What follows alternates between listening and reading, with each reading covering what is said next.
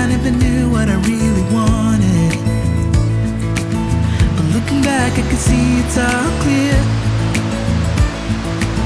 I'm still a kid trying to act like they all taught me, but nothing makes sense anymore.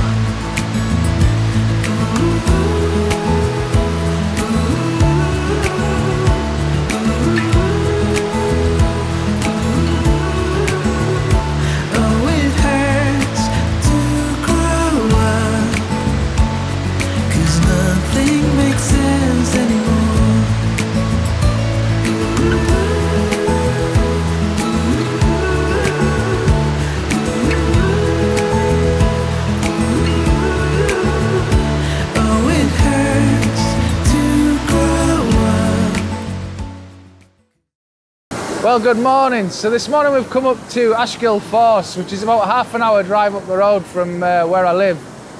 And as you can see, it's pretty impressive this morning. The waterfall just behind me over the back here is in full flood. The amount of water that's raging through here this morning is unreal. So we're going to try a few different things. I don't know whether there's actually going to be too much water this morning, but there's some smaller waterfalls lower down which I think are probably going to work out better, because the amount of spray and everything that's coming off this one in the background is unreal. And I think it would just be a case of constantly wiping lenses. Not only that, but in the foreground, right in the way of that main waterfall, there's an ash tree which is dead, and it looks awful, absolutely awful. And there's no way to get further out into the river to actually make it look better. Come on, let me hear you say it's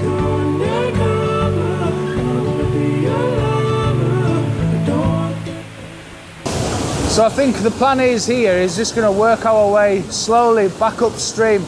We've come further down away from the main waterfall, and there's lots of little waterfalls on the way down. So we're going to work our way back up to the main falls and see what we get here.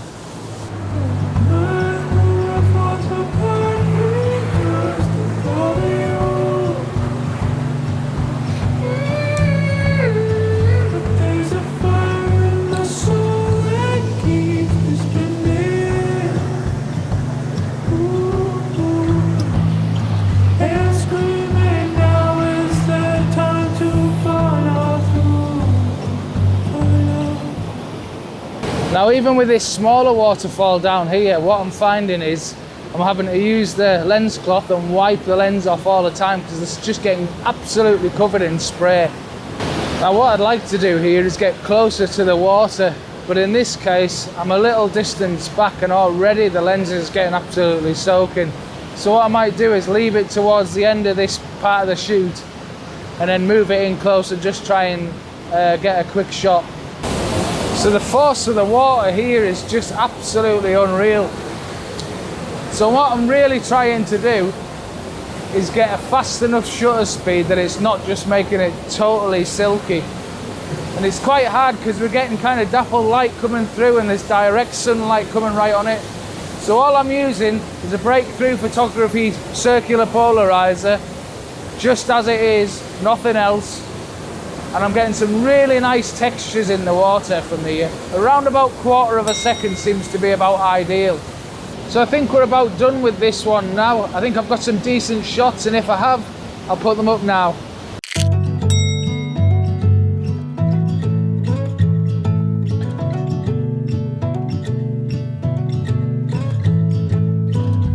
It's a cool hard world outside my window.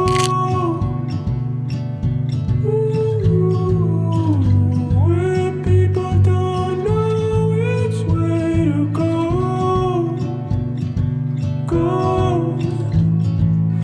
I bring you in 'cause you sense deep on my pillow. Oh, I stay home with you in my head. Nikon undercover, I will be your lover. We're up to night and day. Come on, let me hear you say, let's go undercover. I will be your lover. So what I'm trying to do here is just use this rock and the water that's coming in between these two rocks here as my leading line and the foreground interest. And I'm getting down to about 1/4 of a second, somewhere like that. And it seems to be working all right, around about 1/4 of a second, or a little bit faster. Seems to leave that texture in the water, and because any slower, I've tried around a second, up to 2 seconds really, and anything sort of that sort of area, it looks a bit too much, and the water just smooths out way too much, and there's no detail left in it whatsoever. Follow through. We go undercover. I will be your lover. We're up through night and day. Come on, let me hear you say, let's go undercover. So there's nothing quite like living dangerously.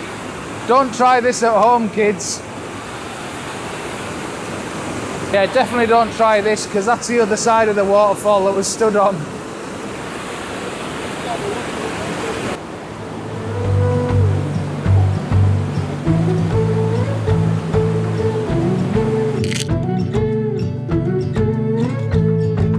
We go undercover. I will be your lover.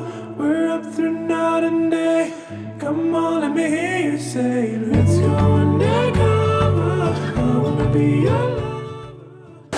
So I think the plan here is I'm going to try and incorporate this tree here, the one that's got a bit of fall foliage on it, and give that a bit of a go.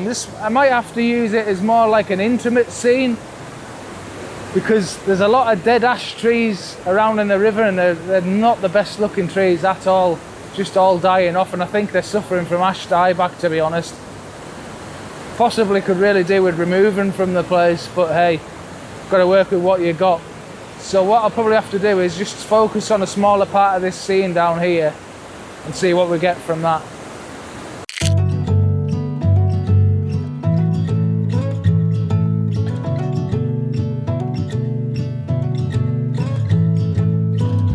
It's a cool hard world outside my window. Well, I think because we're getting near towards the end of the photo shoot now, what I'll do is I'll run up and take a quick shot close up of the waterfall. I haven't done it up to now because I didn't want to get the camera soaked and the lens soaked.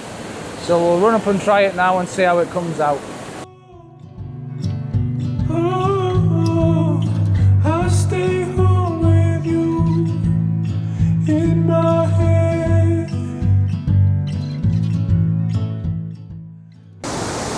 So as you can see, it's pretty precarious down here. I've just had to come down and grab a quick shot because the mist's horrendous. Right, so it's just been a case of wipe the lens, take a shot, wipe the lens, take a shot, and see how it turns out.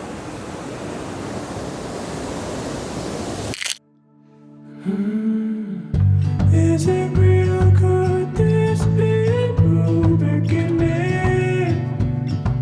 Ooh,